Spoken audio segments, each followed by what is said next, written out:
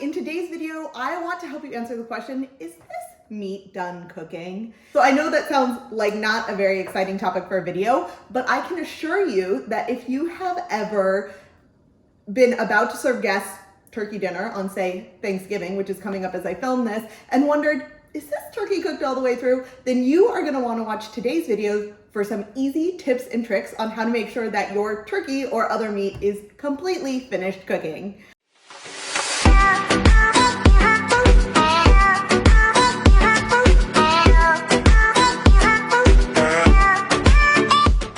So true story, part of the inspiration for this video is that I have been the person with a 22-pound turkey serving like 20 people as guests and realizing that my turkey wasn't cooked all the way through. And it was kind of disastrous. I felt terrible, and of course I felt pretty silly too, considering that I have worked in professional kitchens and such, but it happens to the best of us. Now, luckily in this case, my mother-in-law had a backup turkey. Why we thought we needed 38 pounds of turkey is a topic for a whole other video. But if you don't want to end up like I was with a 3/4 of the way cooked turkey that is certainly going to make your guests sick, then watch on for today's tips and tricks for making sure meat is cooked all the way through. I want to share 3 things for you. The first is why you need a meat thermometer in your house. The second is how to calibrate that thermometer to make sure it's measuring things accurately. And then finally is how to actually use the thermometer to test the doneness of your meat, turkey, chicken, beef, whatever it might be. So as you can see, this is a new to me meat thermometer. I wanted to be snazzy for this video and make sure I had one that was actually working. Plus it's gonna be a really good example of how to test and make sure that it is in fact working. I paid $7 whole for this at Home Goods this morning, but there's one that gets crazy good reviews on Wirecutter, which is my family's preferred method for buying almost anything. It's about 30 bucks. So if you're gonna measure the doneness of meat a lot, that might be the way to go. I think it's the thermometer, if I'm remembering correctly, but this one we'll have to do today. Taylor Market Waterproof Instant Read Thermometer, and this has a digital display. So I'm gonna open this up. Now, the reason that you need a thermometer is because sight and touch are not the most accurate guides for whether meat is actually done. And if you want to keep your guests and your family and all the people eating the meat safe, you're gonna wanna make sure it's cooked to actual food safe temperatures. Now, this thermometer has a really handy guide on the back. So the only things that you'd wanna cook rare to well done, that you even have the option of rare, is beef. That would be 140 degrees Fahrenheit. Then for medium rare to well done for pork. And then of course for poultry like chicken or turkey, we're gonna be looking for 140.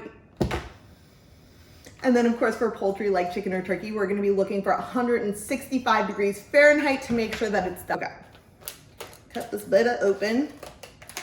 So like I said, this is a digital read one. This is a kind that you do not leave in the oven. I know there are folks who go crazy for the ones they can leave plugged in on the barbecue or in their oven and then have it send to their phone. So that's certainly an option as well. But honestly, if you don't normally use meat thermometers, then stick with the cheap ones and see if you're actually gonna use it before you go spend all your money on it. There's plenty of kitchen things I can give you to spend all your money on. All right. So why do we want to calibrate our thermometer, and what does that even mean? Well, here's the deal. We want to calibrate, which means checking that it's reading accurate temperatures, because of course it isn't helpful if our thermometer isn't reading the right temperature. This is especially important in professional kitchens where thermometers get used all the time, but certainly worth doing if yours lives in the drawer most of the year and you want to make sure that it's actually reading the correct temperatures. So there are 2 ways to calibrate your thermometer to check its accuracy. The first is with a bowl of ice water like I have here. So this is a bunch of ice in water. It's been sitting for at least 3 minutes to get it down to temperature. And now I'm gonna learn how to use this. Turn it on. It's in Fahrenheit. Oh, and there's even a little calibration button. Okay, but what I'm gonna do is just stick this in here, kind of stir it around and make sure it's not touching ice, and leave it in for 30 seconds. And my goal is to check the accuracy of this thermometer by making sure it gets to the right temperature. I know that ice water should be like 32 degrees Fahrenheit or 0 degrees Celsius, so that's why this is a good judge. So see, it's a good thing we calibrated this because it's reading at 36 degrees Fahrenheit. I may not have enough ice in there. So let's check check it. This is why you have a second method. The next method is we're gonna test it in boiling water. So boiling water should read at 212 degrees Fahrenheit or 100 degrees Celsius unless you're at high altitude. And then it's gonna be a little bit different and you should definitely Google that. So I'm gonna get this water boiling again and then I'm gonna test this again 30 seconds in and I'm looking for a reading of 212 degrees Fahrenheit or 0 degrees Celsius.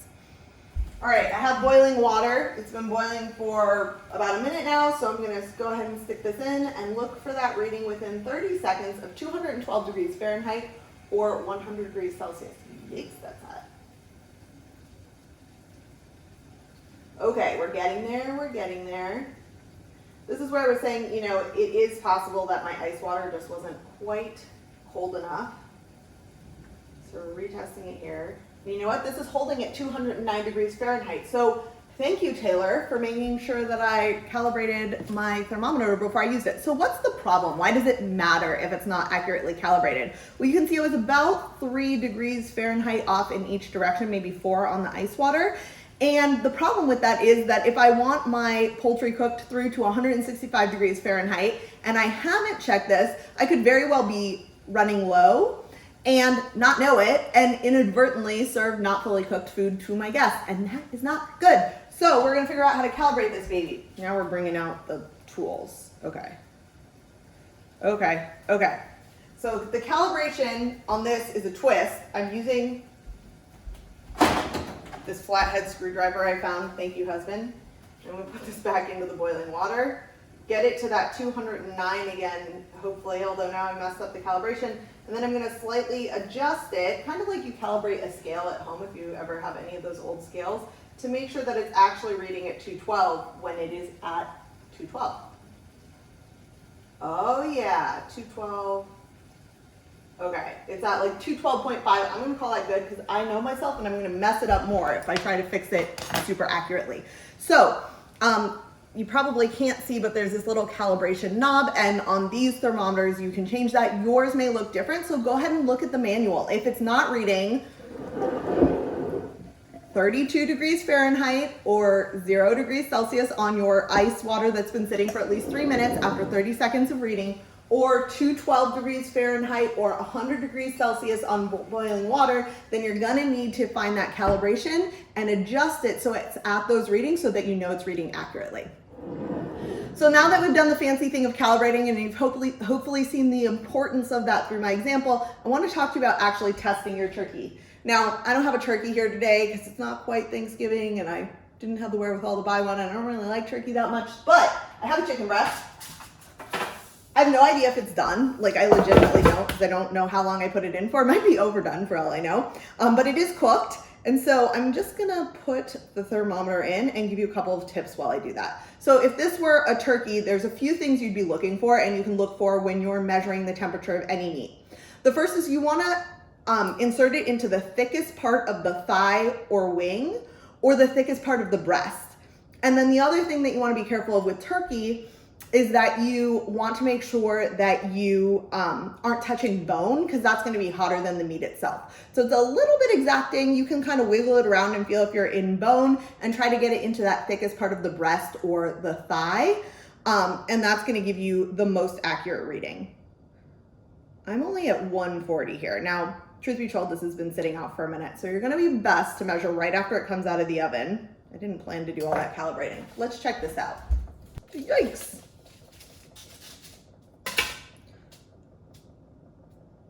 I'm not seeing any pink.